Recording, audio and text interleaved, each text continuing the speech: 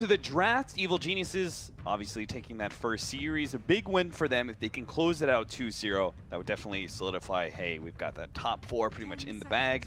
LGD, meanwhile, would be feeling a little lackluster, especially since they still have another tough opponent in TNC ahead of them. It would be quite the fall if they went from, what, they're top of their group right now, right? They were, yeah, coming into the series. Yeah, and getting 0-2 or 2-0 by EG, and then potentially having a nasty series ahead of them. Could be quite the fall that LGD may take. So time to change things up, right? We learned a lot from the drafting from game number 1 and what exactly Evil Genius is going to be playing with that kind of lineup. You have some key bans, and we already see one of them. LGD will take away the Naga Siren in the first one, too. I really do like that, and EG's response, they take out the Void, because they know, obviously, LGD opened with the Void in game 1 anyway. And Naga is like the hardest counter to Void just possible. So instead of wanting to deal with that, they take it out. Both heroes offer a tremendous amount of team fight. They're pretty solid during a laning phase. And more than anything, the Naga Siren also enabled EG to play this kind of relentless push without much way for LGD to punish it, because the song, more than anything else, even just barring the fact that it was a Void counter, also just allows them to run away if they need to. It allows them to get away from those pushes where maybe they overextend just that tiny bit without losing anything. And this time, EG, they're still going to go with the Visage. They're still going to open up with the Shaker. I think that there is some flexibility room for the Shaker and the Visage here, but Visage is one of those heroes where you kind of have to have a player for it, you know? You can't just haphazardly throw some other person on the Visage if you feel like it's not going to be a good core game. Magnus, LGD, one of their favorite heroes of the group stage so far. They were denied that pick. Was it in the first opening 1-2 last series? I think it was. It was. It might have been 3-4. Now that I think about it, I can't exactly remember. I'd have to go. Oh no, it was the very last ban actually, because I remember thinking LGD could last pick it up because they had the position for it. Oh, you're right. You're right. But it also would have been a little bit awkward for their lineup. But this time they are going to get the Magnus. Most picked hero for them in the group stage, very successful on it too. I really like the Nyx Assassin opener. I've been thinking about it a lot. It feels like that as a 4 position just kind of inhibits most of the cores that are the most popular right now. So Bat Rider, not a whole lot of fun playing versus Nyx Assassin. Earthshaker, also not a whole lot of fun because Spike Carapace is such a disruptive ability against the combo that you want to be able to run. There was another one in my mind, but obviously, like any of the intelligence heroes, you're not really feeling comfortable with. Nyx Assassin just keeps away a lot of picks, or at least you don't feel the greatest about them. But they're still going to go for the Earthshaker, and they're also going to pick up the Visage. I think that it's already a very different game, though. Like, even though EG have 2 of the same heroes that they had in the previous draft, having the Magnus means that you're automatically going to have this insane amount of wave clear through the Empower, having the shockwave spam capability. You're also going to have something else in this game with the Nyx Assassin being able to gather a tremendous amount of information. In the last game, because of the fact that they decided to send the Void to the offlane, they didn't really have anything that was scouting. They didn't have any way of saying, oh, we see them moving across the map, let's smoke. You know, let's try to cut them off. Let's try to get that fight before EG get their death ball going. This time around, they're going to have that tool, which is necessary, I think, in a lot of cases, to stopping that similar push lineup if EG want to put it together from really reaching its maximum potential.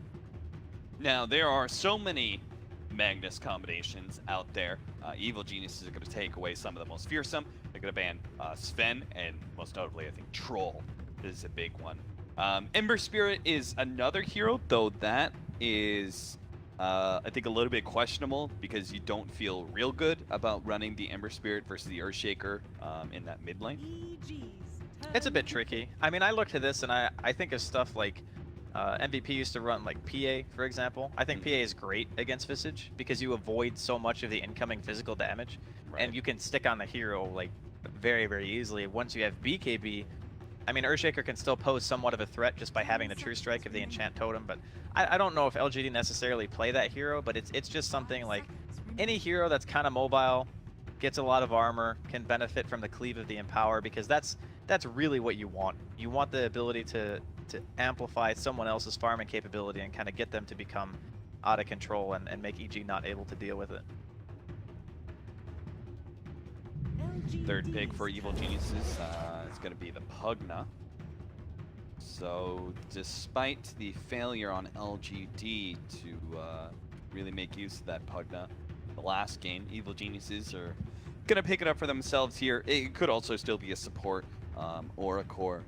I think that it's interesting that the Pugna pick is coming out now.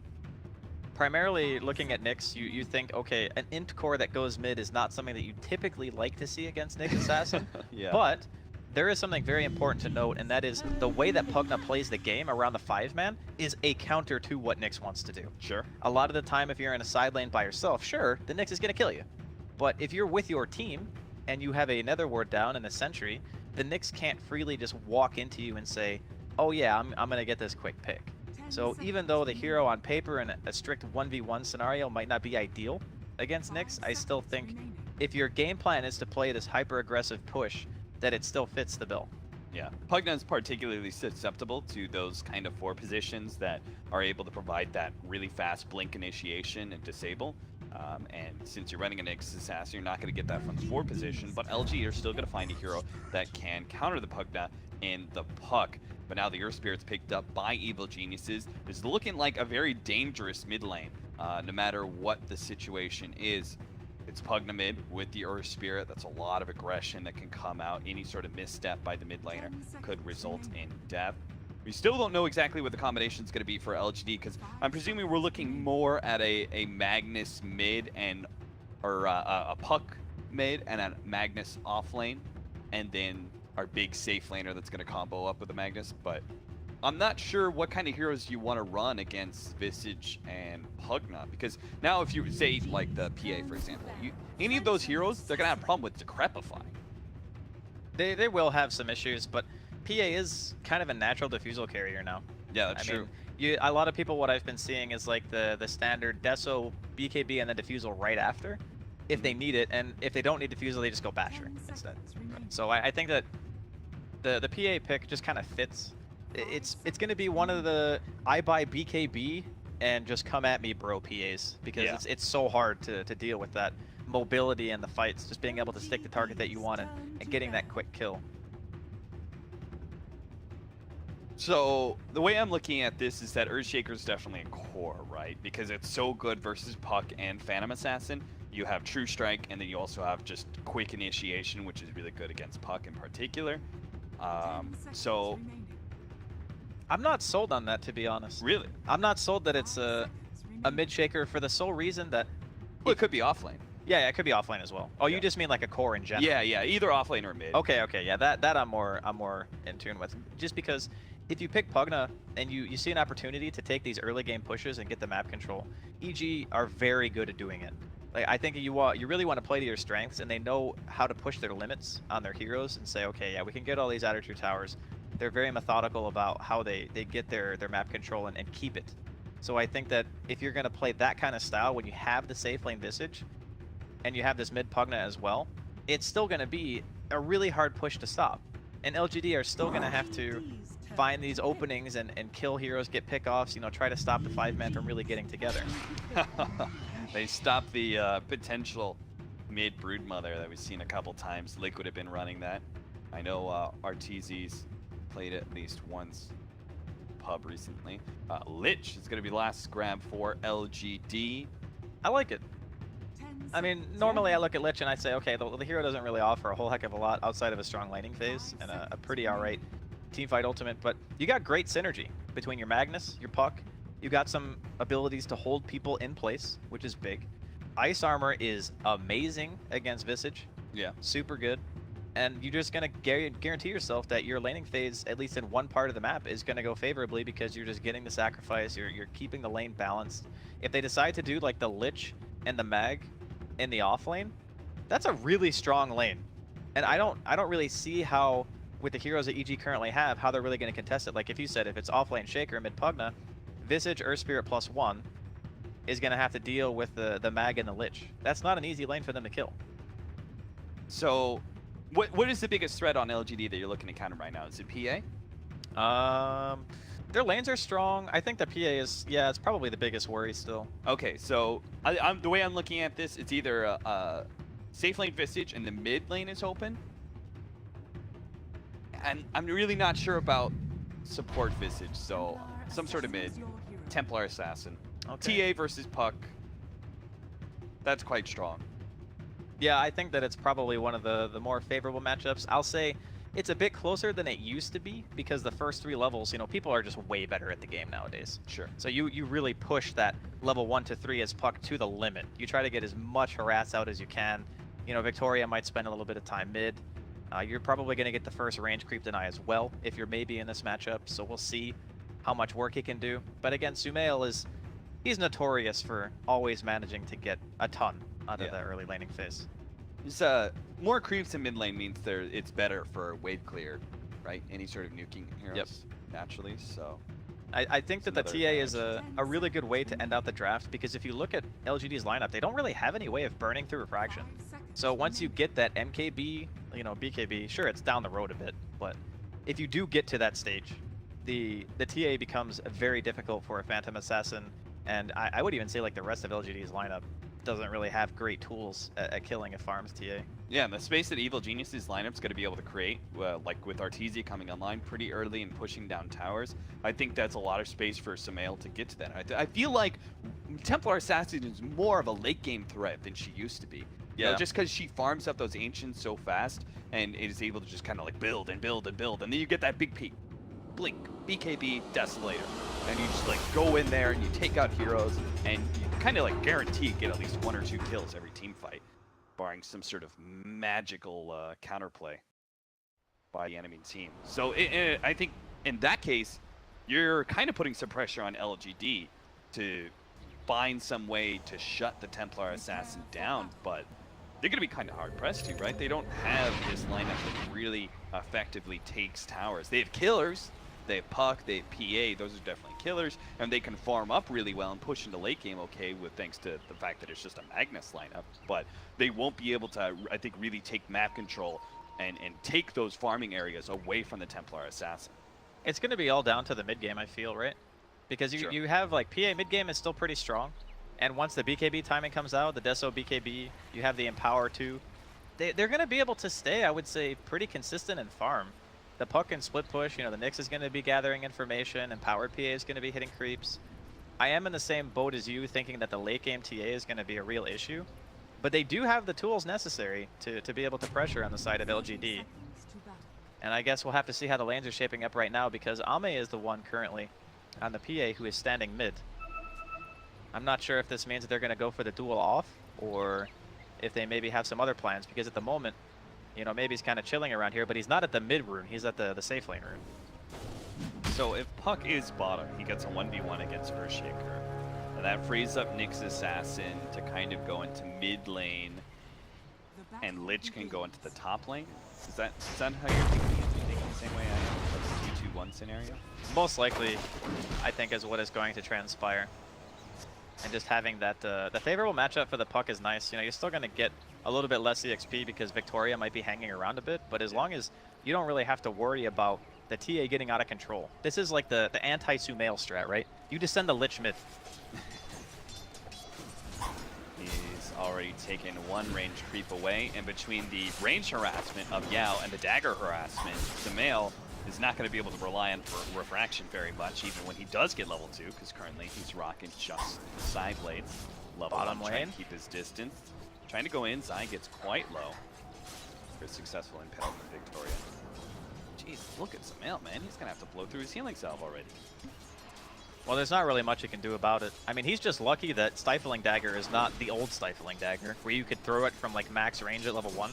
Yeah. Nowadays, it scales up in overall distance, so he actually has it a bit easier. Yao, thanks to sacrifice, gets level 2 before Sumail does. I guess about the same time. Oh, interesting that he opted to get armor. Oh yeah, I really thought he was going to just get the nuke and just continue to press Sumail against the wall. Yeah, right, because Frost Blast is 2 instances of damage. There's like a single target portion and then an AoE portion. Yeah. So it hits twice. It's actually very good at breaking through refraction. And considering they already have enough ways to burn through the refraction, the nuke itself, like right now, would be huge. Slows down Sumail, gets a lot of damage in, but gets the armor just to kind of secure Ame a little bit more. Takes a lot less harassment in the side blades. So. They're still going to win the lane pretty handedly. Yeah. There's not really much Sumail can do about it. Wait, side blades is pure damage, so... Yes. Does it really help out that much? Well, it helps if you are getting directly attacked. Like if Yao wants to walk up to the high ground and start trading, it's going to help. But if you're just getting hit by side blades, yeah, it doesn't do anything. Old 11. Somehow he's managed to pull the creep wave back here. He's farming right next to his tower. That's a pretty good shot. The offlaner against Visage. Crit. While the creep wave is pushed in so heavily, he's going to roll on in, take that bounty rune away from the Magnus. Doesn't get himself to level 2. I'm kind of wondering when he starts heading to mid lane. It's just like Templar Assassin against this duo, especially with the armor. There's not a whole lot of opportunity to get aggressive. They can maybe kill the Lich if Yao ends up getting a bit too far forward. But other than that, like killing Ame is good luck. I mean, he can just save his Phantom Strike if he really wants to. Toria tried to come in, but wasn't really in the range for an impale. He has gone level 2 mana burn. I particularly feel for the mid laners when you get like Templar Assassin or something, and just like a Nyx Assassin comes in and just mana burns you. You're like, oh, that's one refraction. Well, there is one bright side for EG, even though the mid lane is going to struggle a little bit. It's the I can always fall back on my Ancient stack strat because I'm TA. Probably the best hero at killing Ancients besides like Tidehunter, you know, without the use of items. You can just kite it out, pop your refraction, and get your recovery that way. Earthshaker's having a bit of a rough time here in the bottom lanes. Completely out of health regen, maybe still has 2 tangos to work with. So Earthshaker's actually going to head out of here, and Zai will take over next dog. You know, all things considered, like, Sumail's still 14-4. It's not like the PA is like trashing his CS or anything. It's 21-9. Yeah, you would expect that Ame would be ahead in this situation. But it's not as if Sumail is even really getting forced out of lane. He's got the stick, so between the sacrifice, the ice armors, the frost blast, the daggers, he's gonna always have mana for refraction, more or less. Starting to play it around jungle. He's got 3 stacks of Ancients. Start going through a hard camp right now. Oh, nice. Crit barely snacks that regen rune ahead of Ame. Every little bit helps. Certainly. Yeah, it kind of looks like LGD, maybe they're not winning every lane like handedly, but they are winning every lane, right? Like, I would say even top lane, that this is kind of a win for Old 11. He's very close to Artesians. Yeah, 16-5 compared to 21-4. You don't expect that out of your offlaner mode. I think a lot of it is just because the supports of EG can't really find a kill in a lane. Like mid, if Crit's sitting here soaking XP, it's probably the most efficient place for him to be. Because even if you roll in on top, there's a skewer. If you roll in on mid, if it's not the Lich, Ame's gonna blink out. There's not a reliable place where Crit can go and find a real kill. And the other hero's a Pugna, so how is I gonna kill anybody? I mean, right now he's been stacking some Ancients for Sumail. But yeah, it's looking a little rough for EG and kill potential. Ame jumps forward, pushes Crit back even further, and will cut the creep wave as a result. Seems like LGD, like, this laning phase is great and everything, they just really have to make sure they maintain control. Oh, nice stun there. Impale lands on his Zai with Nuke coming in. They bring Zai very low, and Ame's just looking to be able to finish him up with a couple right clicks, but Sumail is here for a little bit of vengeance with a Bishop block. Maybe they can get Ame, but manage to make the leap over to Yao, and the roll is going to miss from Crit as a result. Great play by Yao moving forward to give Ame that blink opportunity. Nice movement there, forcing the reaction out of the offlaner as well. So Universe is going to have to hobble his way back towards bottom. Now this is a way, way better start for LGD than game number 1. I mean, they have just completely shut down the possibility of these rotations of EG really doing much of anything. Like Puck, PA, Mag, all with their own inherent escape mechanisms. There's just nowhere for Crit to go. Well, 11 almost has reverse polarity. So he can actually maybe set up a kill. Maybe support rotates to him. Maybe he rotates to mid or something. He hit level 6 before Arteezy did. It's kind of surprising. Yeah. It's the power of empower denies. Universe in this bottom lane in some trouble. Foil holding Universe in for a little while. Maybe not going to be able to chase that one down though. But I think maybe he's top as well. 11. The Nuke. Oh, and it is enough to finish him off. Got He him. gets a raindrop immediately after he dies. He realizes that when he comes back to lane, he just cannot afford to be missing that raindrop. I think a lot of people kind of underestimate just level 6 decision in general. Yeah. Zai is going to be slowed down by the dagger, which leads to Victoria. Splat. Free Impale Land. Well, here comes a little bit of damage on the tier 1 in the mid lane. LGD feeling themselves in this early game. Yeah, I really love the fact that like they're not just winning the lanes, but they're also pressuring these towers really early. We kind of talked about that in the beginning, that LGD won't have that sort of lineup that just kind of like owns the map and takes objectives really fast. So the fact that if they can actually take some of these outer towers during the laning phase before EG actually get their team fight potential ready to go, I think that's a gigantic win, particularly when it comes to controlling the Ancients. Yeah, it's going to be struck by the long-range boulder kick from Crit, helped out by the trap slow from Sumail and the familiar birds from Arteezy. And now we're getting to see the little bit of group up from Evil Geniuses. Same situation last time. Arteezy can sit in his lane, continue to farm away, but bring his familiars to these other lanes to gank for him. Situations like this where you can't do anything to Crit. Those birds are like stronger than heroes at this stage, man. They do so much damage. And in the meantime, Zai's just continually been stacking. On the right side of the map, we have the Ancient stack. We've got the medium camp stacked as well. There's a lot where Sumail can look to that and go kill it. I mean, heck, the top Ancients above the mid tower are also stacked.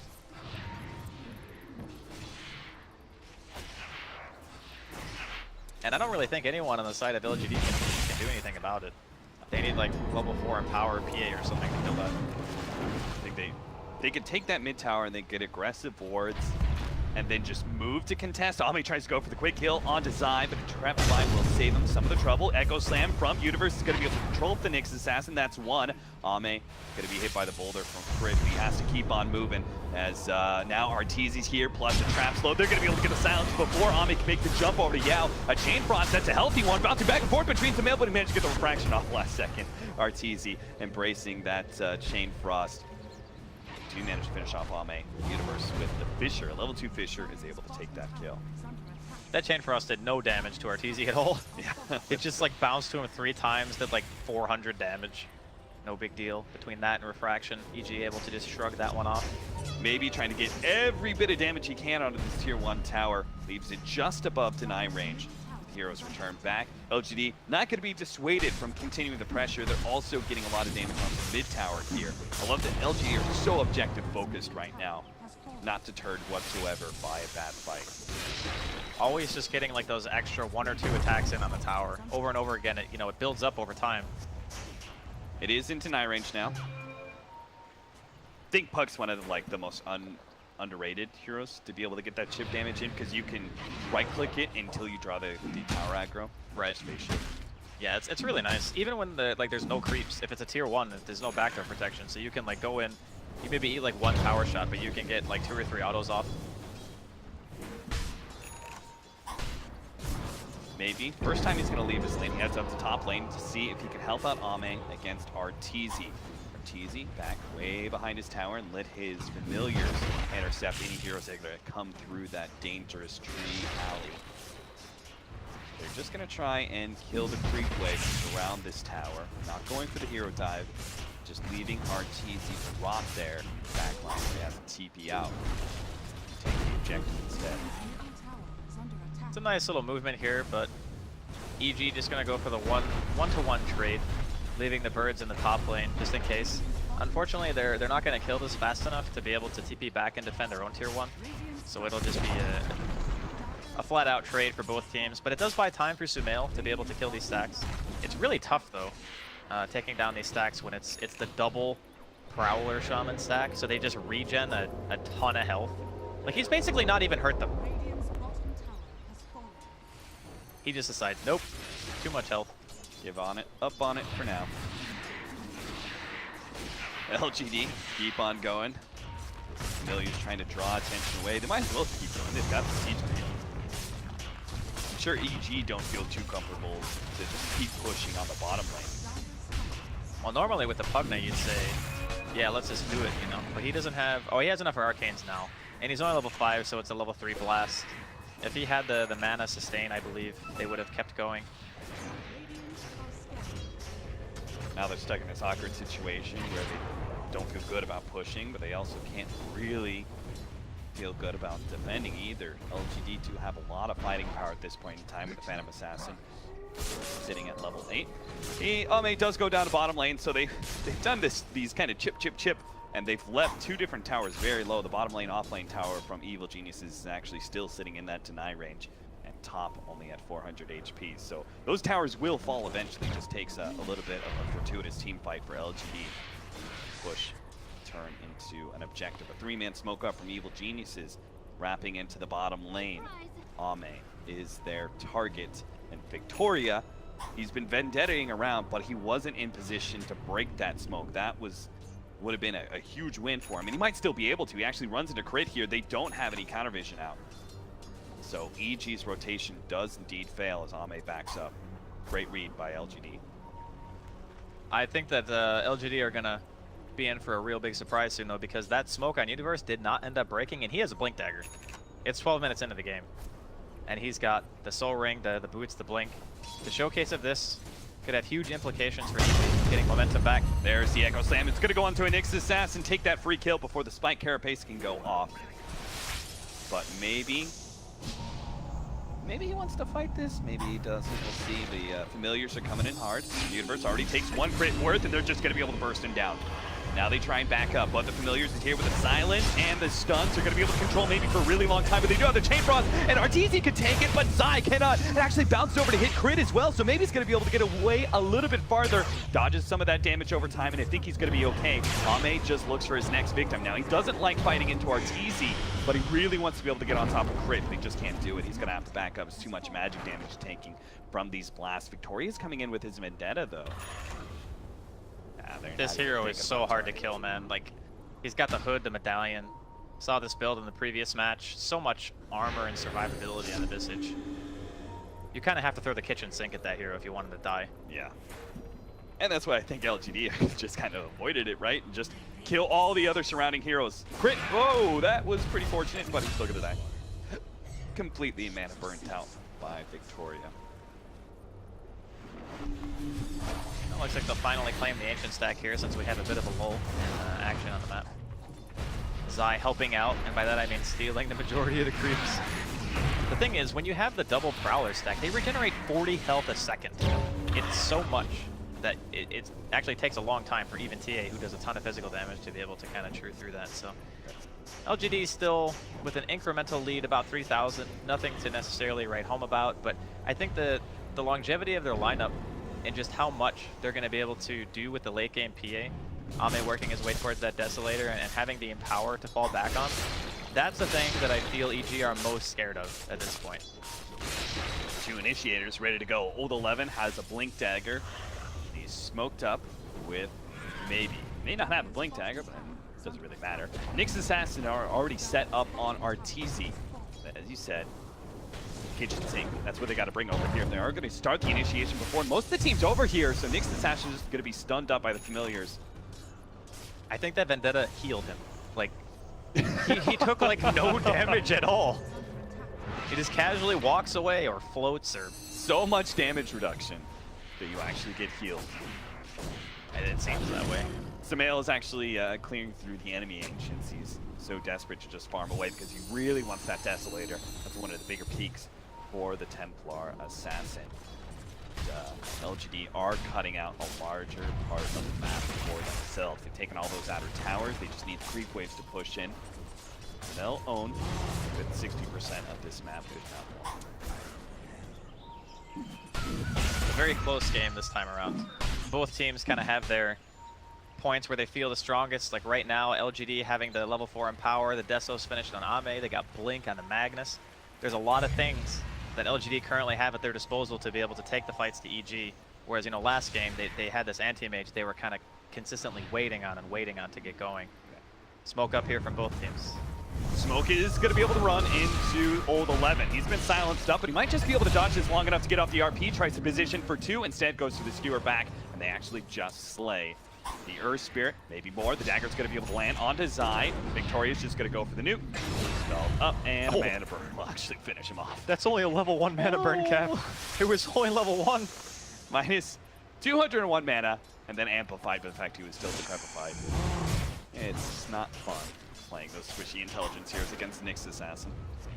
There's just so many of them in the draft, Draskell. Man, I would not want to play Pugna against these heroes. Like, Puck is really good against him. The Nyx Assassin, obviously. If the PA ever gets Diffusal Blade, you just can't really live. Interestingly enough, though, Ame is going back to the Manta. I know that it's common for a lot of heroes playing around in Power to want to build stat-oriented items. But I'm kind of curious as to, you know, is Manta really going to benefit you as much as a BKB in these fights when you have to worry about things like Shaker and like getting stunned by the birds and all that other stuff? Because you can Manta off like Grave Chill, you can Manta off the Geomagnetic Grip Silence, which feels kind of nice, and the Yasha is definitely value for any melee hero being able to attack and stuff, but I'm wondering if the BKB wouldn't allow the PA to do more in the fights.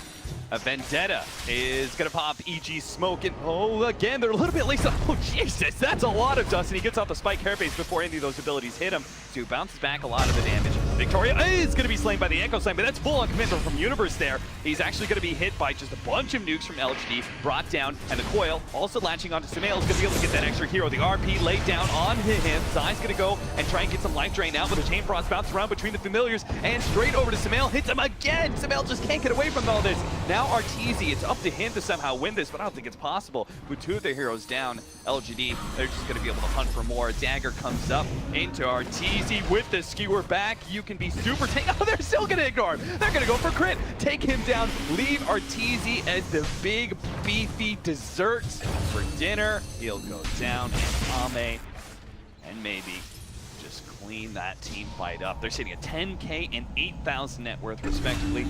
Top two easily. Even get the extra kill with Zai. Maybe chase it all the way to the tier 3. Universe being a bit uncharacteristically greedy there, you know, going in for the solo Echo onto the Nyx. Yeah. Maybe they just didn't have enough vision of the enemy high ground. I guess we'll get to see it again, so. I mean, they did have that mid ward. Oh, this is a little bit later on into the fight. This is after they pretty much had already won it. I really like Ame's decision to just say, screw going for Arteezy until everyone else is dead. I think that's kind of how you have to handle the fights, because if you commit so much to the tankiest hero, and you kind of have this grouping up around the Visage, there's good opportunities for the Echo to come in, which obviously during that fight was down. But later on into the game, I'm kind of expecting some Universe Echoes that will be a little bit more fruitful than the one we just saw in the middle lane. Yeah, the Visage is just so tanky, and thanks to the Ice Armor, they can kind of ignore the damage of the birds as well.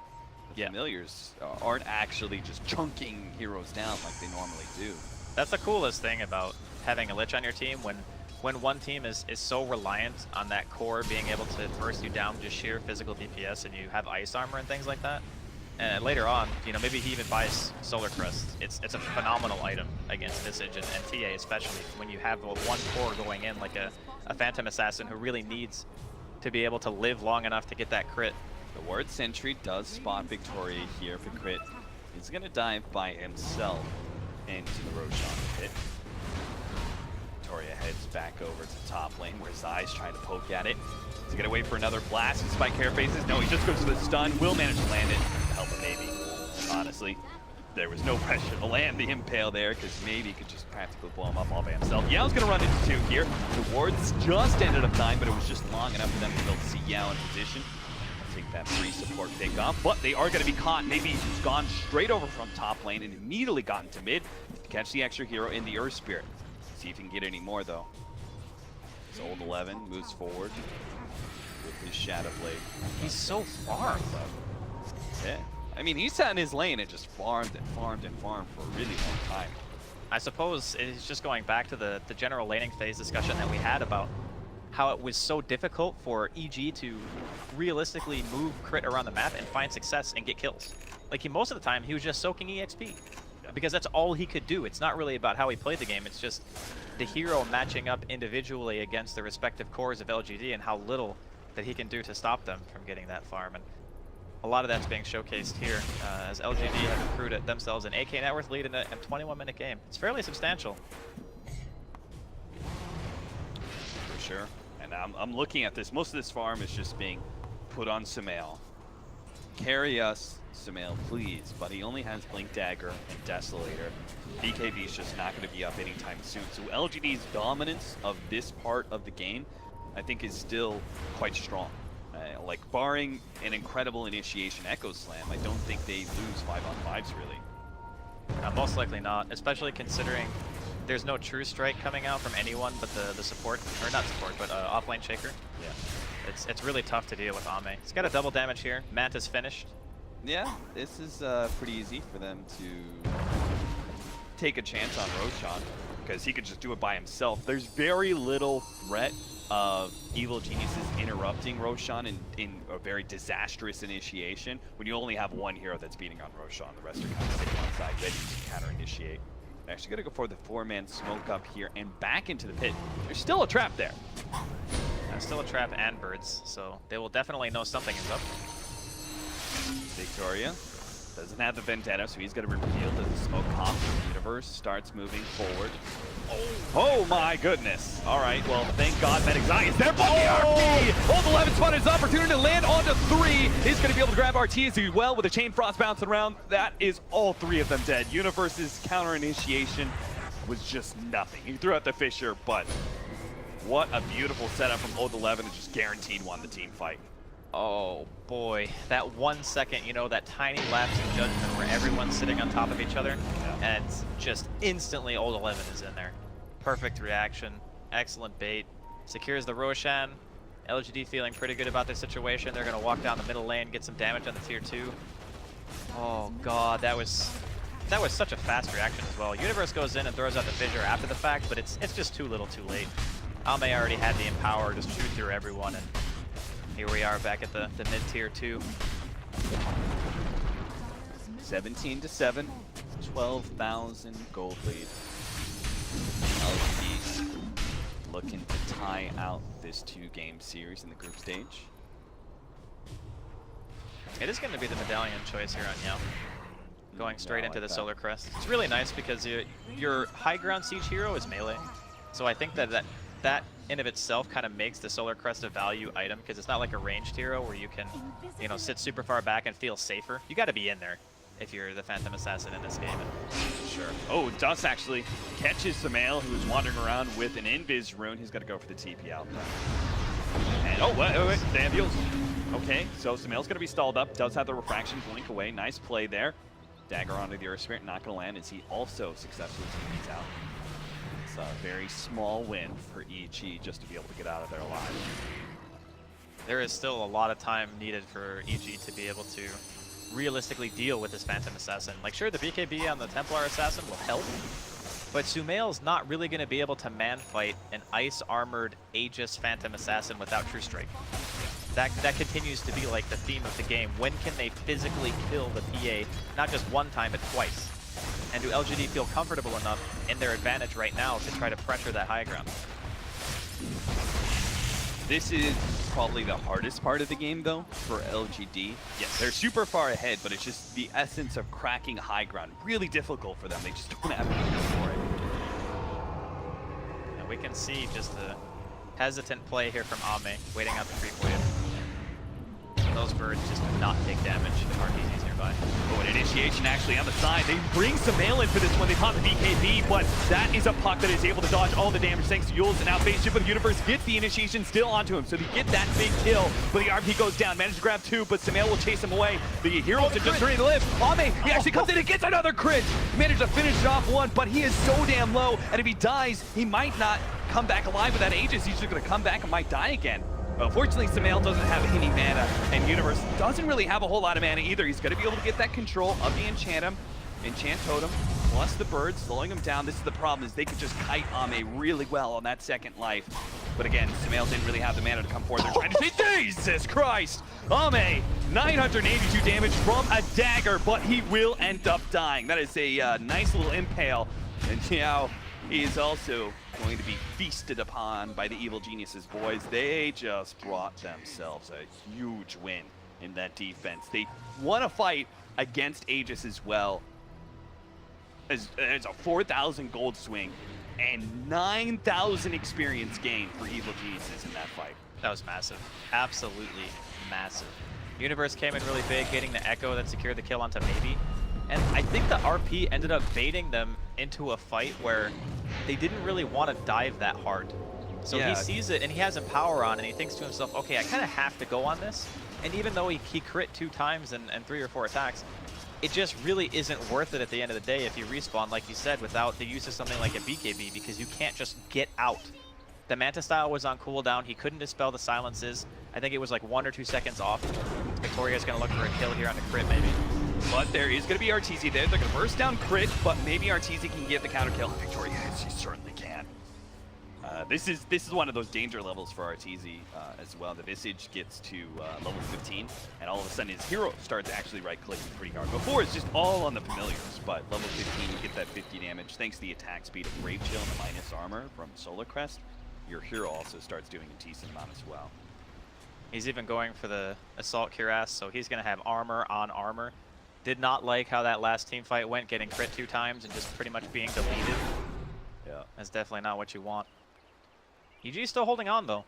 I mean, that was a really good timing for LGD that they held against that push. I mean, they barely even dealt any damage to the tier 3. It's kind of like an uncharacteristic mistake from LGD, because I feel like the read is pretty clear. Like, you can't really go high ground until BKB on. Well, I mean, we say that, but he didn't even buy BKB after his Manta. He bought Diffusal instead. Yeah. So he's going for like the later timing, where he's going to have another item to supplement his magic immunity and say, okay, if you decrep or you glimmer or whatever, I'm going to be able to just kill you anyway. Yeah, and I think that's fair enough. At that point in time, if they're going to choose for that kind of item build, LGD, they just need to control the game, right? With this kind of lineup, if you don't have a clear high ground hero, you have to control and just build and build and build and get more and more of an advantage until you're so overwhelmingly larger than the enemy team that you can just force that high ground despite not having the best heroes for it. And instead, they try and go a bit too early, and that 12,000 gold lead that they had gets cut down to only 9k and only a 5,000 experience lead after that. They're going to push through top lane, though. Highly doubt they're going to go high ground again without an Aegis and BKB. Plus, they almost have Shivas. Yeah, it would be a little bit silly, I think, to try to force this after what happened in the bottom lane. And in the meantime, EG are feeling good about being out on the map right now. They're kind of positioned defensively around Sumail, who's going to hit the tier 2. So this movement, I still think kind of favors EG, just in the sense that they're getting an actual objective, where LGD were more just about placing that one ward right outside of Evil Genius's base and then saying, okay, let's go ahead and back off after we force a little bit of a reaction. What do you think about the Bloodthorn over the MKB? Now, the Bloodthorn has been really heavily valued over MKB. It's been sort of a lost item, but this PA will have both the Manta as well as the BKB to deal with the Bloodthorn on himself. I think that it's good in the sense that not a lot of heroes on the side of LGD can get rid of it. I think it's just the Puck and the PA. Right. So maybe if Sumail in the fights is thinking to himself, I don't really want to directly fight the PA, I just want to kill everyone else, then it's a pretty good choice. And it also allows you to stay out on the map pretty much indefinitely. You know, you're always going to have mana because of the Orchid component. Shiva's reveal onto Earthshaker.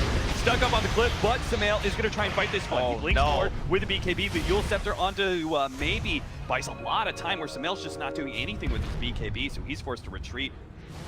That halberd, man, that was like perfectly timed from 11.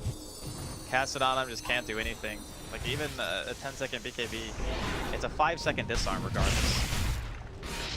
Great choice of an item too for him. I mean, like at a certain point, you just think to yourself as Magnus, like, do I start building as a core? Do I actually start building as damage, which is kind of rare nowadays? Or you just most of the time get a lot of utility after your Bleak Dagger and Shadow. And having Talbert, I think, is the perfect like third item for him when it comes to utility against this team. It makes a ton of sense because the biggest threat to his carry player is the TA. And if you really are only worried about like the potential Bloodthorn / MKB and killing Ame in the fights, then the best thing you can do if you're playing this kind of hero who supports as an offlane for your core, then Halberd is, like you said, it's pretty much the ideal choice. Because if Sumail is slow on the BKB pop and he gets disarmed again like that during a fight, 5 seconds is a really long time to not be able to hit somebody. Yeah. I mean, a PA could get 2 crits in that time and take out 2 different heroes. Lotus Orb's going to be a great follow-up as well. Great chill sign. Yep, black bounce back. There's a lot of things. The Lotus Orb's utility is going to be very valued for. The Manta Illusions are pushing out for Ame while he takes up Ancients. That's one of the really nice things about these Manta pickup. Just kind of continues to build up his farm a lot in a very safe way. It is a little bit of a different build, but it's working out for him so far in this game. I guess he's not going to go for the lockdown choice. He's opting for the Assault Cuirass. Maybe just itemizing more around the idea that he has to be the high ground sieging hero and not the I'm going to kill everyone hero, which is classically what Phantom Assassins like to do. Because you always, well, not always, but you sometimes have that other hero on your team that can reliably hit buildings. It's not just you. Red alert! Red alert, LGD! Oh boy. Don't let creep waves push into your tier 3 against a Visage. Because familiars will take a big chunk of that tier 3 because there's no heroes around. So they actually have a lot less armor than you would usually expect. Another Roadman attempt coming in here, maybe showing on the map. I like this play from LGD. I think that EG may have some kind of idea of what's going on, but there is plenty of vision on LGD as well. It's going to be able to scout out any movement coming in from the top. They get the trap in there. They reveal that Roshan is quite low, but they back away. Gonna give up on that one. I think that's again, LGD really could be stymied by the high ground riddle. So better to take the fight inside your own base, even if it means not contesting Roshan.